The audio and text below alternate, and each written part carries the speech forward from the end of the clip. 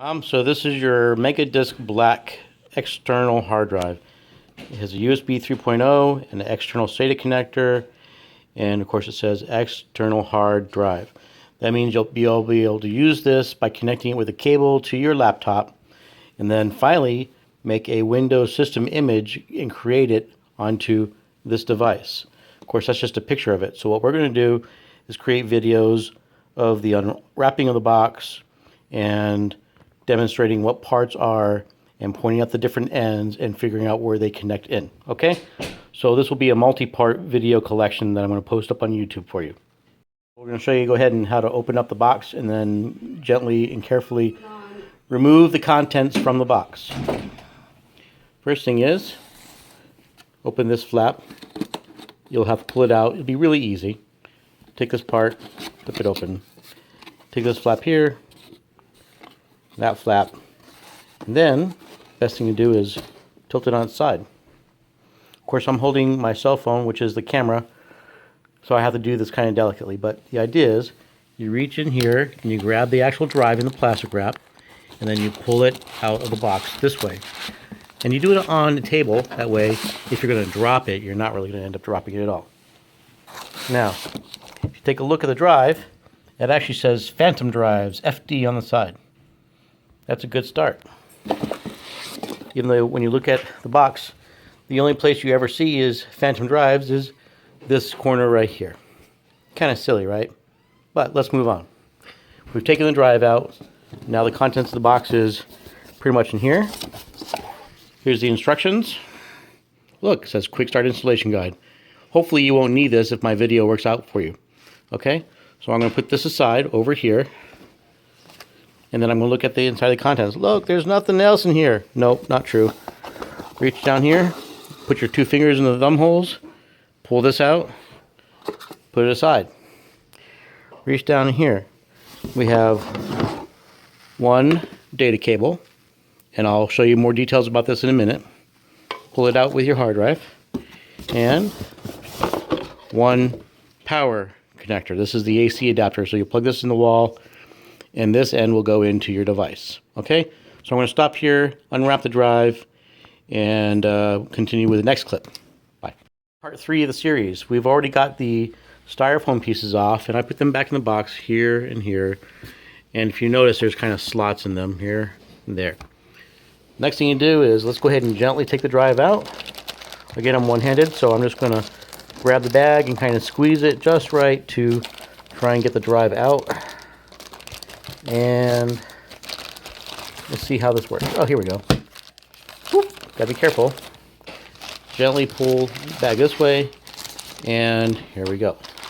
Now, this drive actually has its own stand. And I believe it comes off. It does. So when you pull it out of the box originally, it might actually be on the drive, especially if I do a good job of making it easy for you. All you have to do is take this, put it so the word FD is in a readable position, like that. Okay? I'm going to show you basically 5 sides. You don't have to worry about the bottom because you've already seen it. This is the side, left side. This is the front. Not much to see except for kind of a mesh, metal mesh. That's so the drive can have airflow through the front. Here's the right side. Again, the letters are in the same order, so not really a big deal. Not like the patch for U.S. soldiers where it's backwards on the right shoulder. And then, here we have the rear. I'm going to go ahead and stop the video here, and I'm going to do basically a zoom in with more lighting overhead to show you all the connectors in much better detail. Here comes the best part, describing the back of the drive, showing you the details, showing you the cable, the connectors of the power, and so on, and where they plug into the device. So here we have the little power switch. It's an on-off switch. Make sure it's with the 0 pushed in. That's for off. Here we have a little hole. That's so you can actually secure this drive to like a heavy object, like maybe a heavy desk or something, like at a work office space, but you don't have to worry about that. But the cable doesn't come in the box. You'll have to buy that separately if you want it. Hopefully you won't need it. Here, this is an eSATA port. This is a type of data port, and it uses a very special cable. It is not this cable. It does not look like this. It is actually a unique and special cable, and we don't have it in the box, and we're not worried about it, even though it'll give you probably a little bit more speed on transferring data. What came in the box is perfectly fine. Here we have the USB 3.0. See, it says USB 3.0, and you see it's a blue tab here and a little blue tab here, and see that connector is kind of sort of squarish but on its side. And finally we have the power port, and that's right here. So what we do is we take power. Obviously we plug this end into the wall. You take this part rather, and we take it and we plug it in to here. Plug it in, be gentle, and it will go slip, pop. Did you hear it? It's called pop. Very gentle. Then we take the USB cable and we grab the cable. This end goes into the PC. I'll show you that again. This end, notice how big and bulky it is. And look, there's two like block sectors that would basically be the opposite of the geometry of this. Okay. This cable, if you want to plug it in right, actually would probably be plugged in more like this, upside down, into here. So let's see if we can do that. And let's see if I can do this one-handed. It's kind of difficult.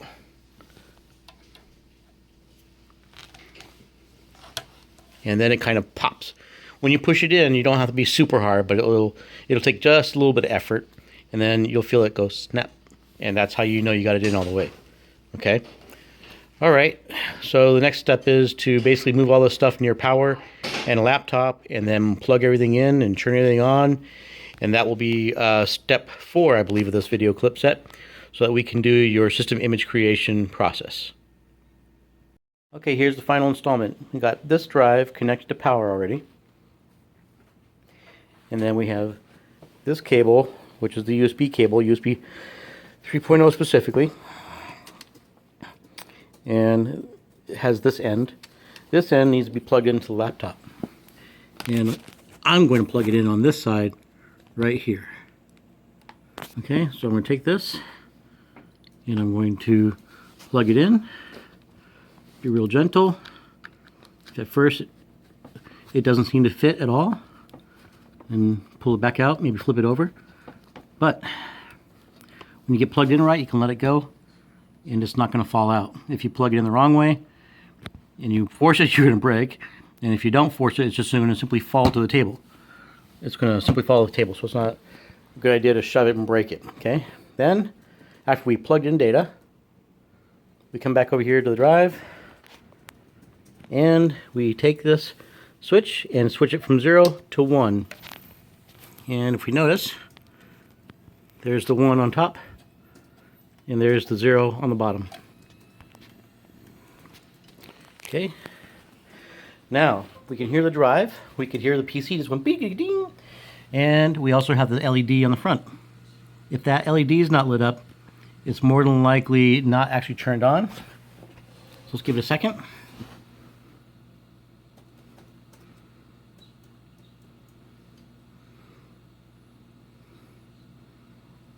Okay, so now, take a look at the laptop screen. It should be very similar in your case. When you plug in your laptop, you might have a screen that looks like this. Keep your memory safe. We don't want to use this window for this. We're going to actually do our own system image backup. Even though Microsoft Windows is trying to help us, we don't want to make use of this. So we just take a mouse and click on Never for this device. And look, the window disappears. If we look back over at the external drive, we still have the blue LED and got some drive activity. And we can go ahead and move forward with our next step. On the keyboard, we want to hit the Windows Start key, that's this one, the flag key as I call it, and the letter X by hitting this key and that key together, letting go, and then this menu pops up. Then we take our mouse and come down here to Control Panel, click on it, and this is where things start getting maybe a little bit different, or maybe to the point where we need you to remember how we're having you get to the system image creation steps, okay? So I'm going to do this. This is Windows 8.1. It might be a little bit different than yours, so I'm going to stop this video clip, and then I'm going to create a separate one for the system image creation phase of this entire thing. All right, I'll catch you in a second. Final steps, system image creation. So what I'm going to do is go through the steps of imaging my machine. This is my laptop, obviously, because it's not yours. If you take a look at the keyboard, you'll notice the stickers are a little bit wrinkly, and they don't look like your stickers, so it helps you identify that this is my laptop, not yours. What we're going to do is we hit the Windows X before, and this big window here popped up, okay? And then what we're going to do is go up here to where it says System Security, and then look for the link that says Save Backup Copies of your files with file history. Click this. We give Windows a second to do its scan of drives that it has options to choose from. And then this whole window here will update. Look, now we have this drive. And look what it says. It says mom_ext_1TB.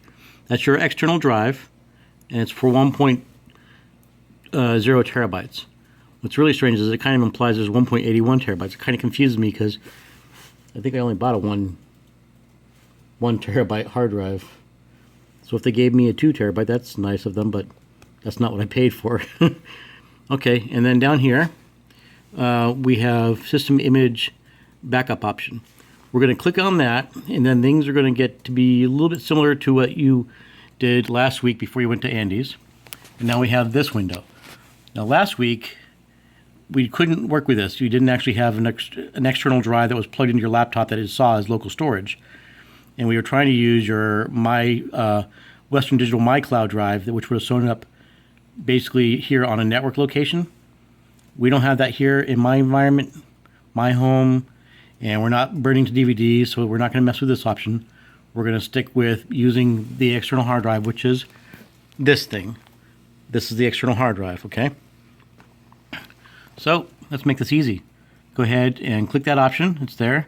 Click the drop down. You'll see it's the only option. We're going to go ahead and back up the data to the external drive. This is my internal drive. It's actually drive letter E. It's a separate partition. It's way too much computer talk for you to worry about. I'm going to choose the G letter drive, which is your external drive over there. Select that, and then I'm going to go ahead down here and click Next. In my case, I have a C drive, a D drive, an E drive I want to back up. E drive I want to back up, and we'll scan check here. So we have a whole bunch of partitions and different things. If I remember correctly, you said you had an EFI system partition. That's like this one. You had a C drive, which is this one. And then I think you said you had one more, which was recovery system, which is exactly like that. All right. So now what we're going to do is just click Next. And then it gives you some text to read. That's the drive where it's going to go. That's the drive letter where the data is going to go backed up to. These are the partitions on your local hard drive, meaning the physical disk that's inside your laptop with the logical partitions, as we call them in computer talk. And that's what we want to back up. We can scroll down and make sure that everything we wanted to back up. Yep. In case of my PC, that's everything I want to back up. And then I'm going to click Start Backup. Okay. Now you recognize this window. This is exactly the same as what you saw before. Preparing to create backup. You have the option down here to do stop backup in case you're like, oh, hey, screwed up. I forgot to click one of the partitions or something silly like that, or you forgot to back up email before doing this process. Whatever it may be, stop backup if you need to, and then start the whole process all over again from hitting Start X to get this big window opened up to choosing all the various options like down here, the other window pop up, and this, so on and so forth, okay? So look, we just had a big jump in data backup. All right, so sorry for the resolution changes because I keep moving my cell phone ever so slightly and then too close, too far, too fast. So this should look familiar to you in terms of backing up your drive. Now yours says OS. Mine says OS_drive because that's what the name I gave my C partition. All right, so I'm going to go ahead and let this continue. Anyway, my cell phone actually hit its maximum limitation of recording time for a particular single clip. So I'm going to cut short here and just let you know that I'm going to let this back up complete. I'm going to keep an eye on it and then wait until it gets to about the end here, maybe way down towards the end. And then I'll start a recording again saying, hey, see what it looks like at the end? Wait for it, and then we will hopefully catch it in time to see the end and then tell you what to do next. Okay? Fortunately, I missed the ending of this by a few seconds. But anyway, now we can see it says the backup completed successfully and the little close button. In Windows 8.1, that's when you know your image has completed successfully. What we can do is take a look though at some information. Click on the close button here. And sorry about my finger there. We'll go ahead and hit the Windows letter E, and we'll get the Explorer window show up. Let's take a look at some of the details here. The C drive is using up 49 gigabytes. That's 100. That's 100 minus 51 is 49. The D drive partition is taking up roughly 15 gigabytes. So 50 minus 35.1. And then this one's taking up roughly 588. That's 779 minus 191. If you add up all these numbers, it should come to the sum total of what's actually being stored here. So let's take a right click on this, do properties, take a look, and then see how much used space. So 698 gigabytes of used space. The free space is 1.13 terabytes. That's basically 1,130 gigabytes. Not getting too technical or too specific. And here's our capacity says 1.81 terabytes, and I only paid for a 1.0 terabyte drive. So Mom, you got lucky. We got more space in that drive than I actually paid for. And it might actually be because we're using compression. See here, it says the checkbox says compress this drive to this, say disk space. That's probably the reason why we have a little bit more space actually. But I didn't pay for a 1.5 terabyte. I paid for 1.0 terabyte. So kind of happy. You got a lot more space than you need, and you have at least a terabyte of space left. So you can back up more copies of files under if you want. You don't have to, but this kind of implies though that the backup was really good. So let's close this. Double click on here. And we'll take a look at the folder, and we have a Windows image backup folder like you would see on your system. Click continue, and then we see the host name. This host name term is it's an IT term. It means the name of your computer. My computer's name is Peregrine-002, and that's the reason why we see Peregrine-002 folder listed here. And that's it. This is the end of all the videos with respect to connecting that drive, these cables, the wall power to the laptop, running the system image creation step or phase, which is really a second phase, separate collection of videos. And if you get to this point, you're good. I'll create a separate set of videos for Windows 10 image creation, system image creation at some other point, but that will require me having your laptop, this hard drive, these cables, and doing the step all over again. Okay? Thank you. Okay, so I just realized something. You need to learn how to disconnect the drive properly so you can pack everything up and then, you know, transport it around or put it up on a shelf and make use of it for the next month. So the idea is we close this window. Then we come down here to the little triangle. Click on that. Then we look for this icon. It looks like a gray thing with a white thing and a little green dot with a white check mark. So let's see if I can zoom in and show you how. There we go. This is that, and then you right mouse button click on this. It takes about a second because the drive's got to kind of wake up over here. There we go. And then click on the option here, not open devices and printers, but eject JMS56X series, which down here says the name of your drive and it's grayed out. But you click on this. And then you'll see this sign that says safe to remove hardware. That means you can now disconnect this cable right here. Next step. Alright, come over here to the drive, switch it from 1 down to 0. Go back to the front of the drive. And look, there's no more blue dot. And the next thing we do is we disconnect the USB port.